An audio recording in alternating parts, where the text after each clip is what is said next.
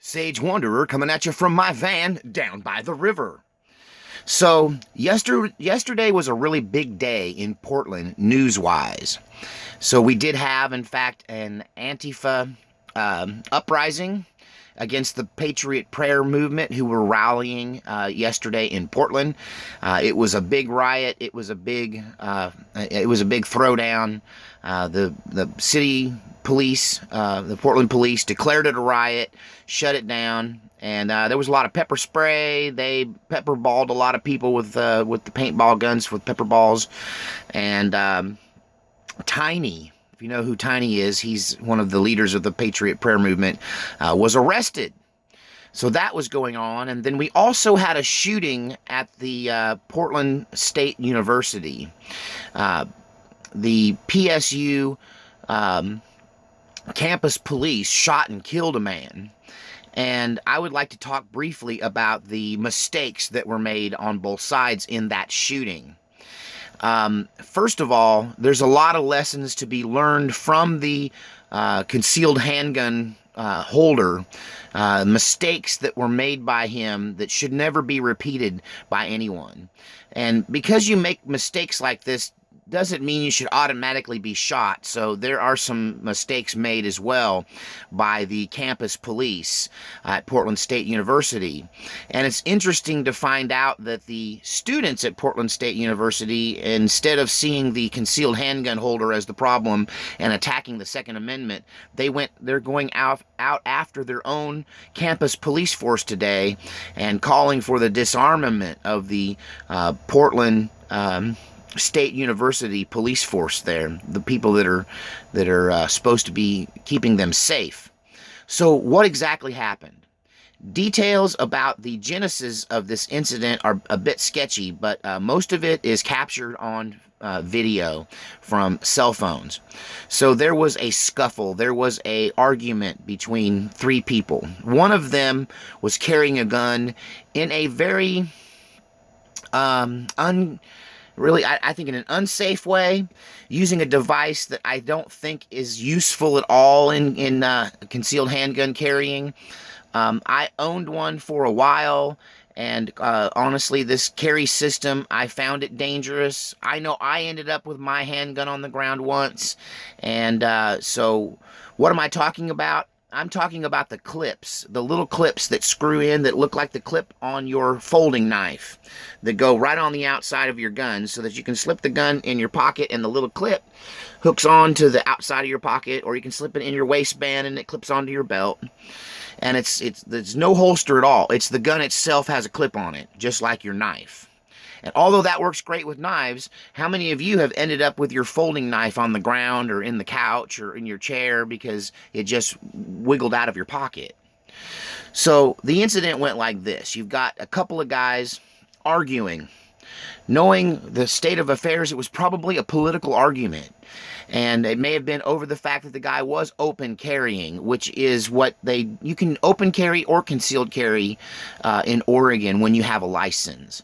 So this guy had a gun. He had it clipped in his pocket instead of his waistband with one of these clips, just like a knife would be, with the butt sticking out of cargo shorts. And if you want to see the video clip, it's online, although the shooting portion has been redacted. It's just the scuffle and what occurred next. So you've got police, I guess, arriving on a situation where there is a scuffle, or they've been monitoring it. And these guys start wrestling around over their argument, and one of them has a gun sticking out of his pocket. And one thing leads to another, and the gun ends up on the ground. Well, the guy that owns the gun quickly runs to retrieve the gun, reaching for the gun on the ground, when he is summarily executed by two Portland State University campus police officers who didn't like him running to the ground and picking up a gun in the middle of a scuffle. So what's lessons learned from this? Lessons learned from this is that anybody can go out and buy a gun, and having a gun is not a concealed carry system. That a gun is only part of your system. That firearms carry is about having a very high quality, useful system of carrying your firearm. I am not in favor of those clips. This gun was this pistol was a sizable pistol.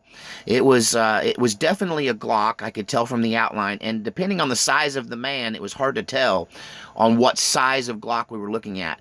It was either a 19, which was been around for a long time, or more than likely it was a 43, which is the little baby Glocks now.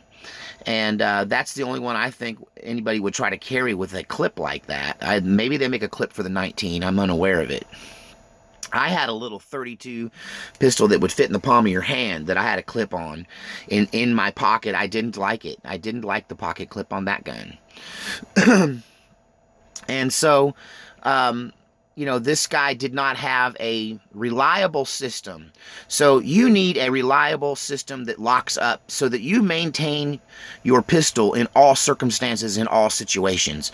This little cloth holster with the cloth clip that you're gonna, if you are chinsing on a holster, you're putting your life and my life in danger. That a pistol shouldn't be purchased and shouldn't be walked out the door, that it does not have a matching lock-up holster system. Now, I'm okay with leather holsters that are made for your weapon that fit them perfectly. But these bag universal holsters, you can slip anything in with a cloth clip on them for clipping on the outside of your breeches. That's a good way to end up with your gun on the ground. Be a responsible gun carrier. If you're going to carry a firearm, spend the money on a real holster. Get a Kydex holster, get a leather holster from a major manufacturer with loops that go on your belt so that doesn't come out even when you turn it upside down and shake it. Honestly, that is the litmus test for me on a holster. If I can put the holster in the gun, turn it upside down and shake it, and the gun doesn't come out. You know, another test is, because this, you know, in his situation, the holster came out with the gun, which often happens. The holster comes loose, the gun and the holster come out on the ground.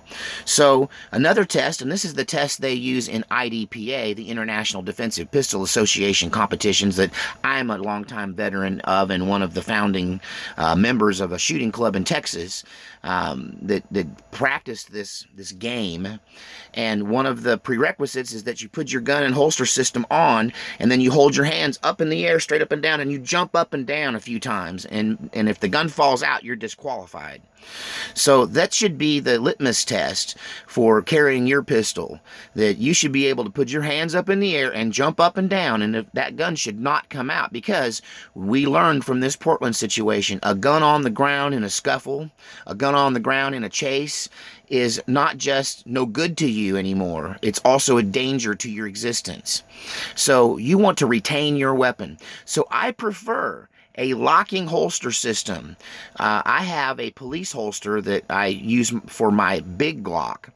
And I have a pressure Kydex system for my small Glock. So when you put it in both my Glocks, when you put them in their holster, you hear this sound. Click, click. With my small holster, it comes out with sizable force and a pull, and you kind of have to push the thing back with your thumb a little bit to pull it. And it has to come from the right angle on your body. It's really hard to get out when it's just in the holster. Then I have another one, which I actually prefer once I learned to redo my draw.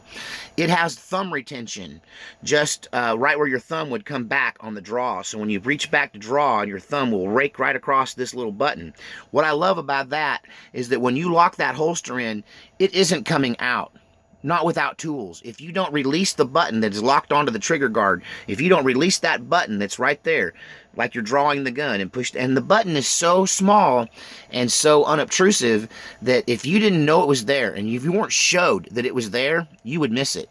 You would not even know it was there. Ask me how I know. When I bought the holster, I didn't know it had that feature.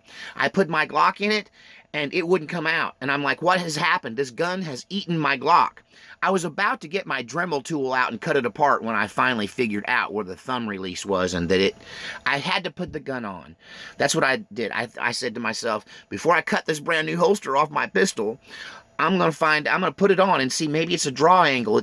I bought it at a cop shop. Maybe it's some kind of retention holster. And when I did that and I reached back to draw, my thumb went right across that little latch and it came right out in my hand. And I was like, I'm glad I put that on. But I really prefer that kind of positive lockup, that kind of absolute guaranteed the pocket kind of carry. You know, I mean, it's not going any place. And then that holster needs to be attached to your body with loops. I don't trust any of these clips. Some of them newer clips that push over your belt and have a hook that hooks under your belt. Some of those are pretty positive, but I prefer loops. I want that belt and that gun so that if I took my pants off and shook the whole thing, it is not coming loose. It is in there, and its trigger guard is covered, and that gun is as safe as if it's in a gun safe. Because let me tell you something, folks. The last thing you want to do is get in a scuffle and have your gun end up on the ground where someone else can grab it, or where you can be shot while you're trying to pick it up. And if you got a concealed handgun license, don't open carry. Conceal that dude. Put it away so nobody knows it's there.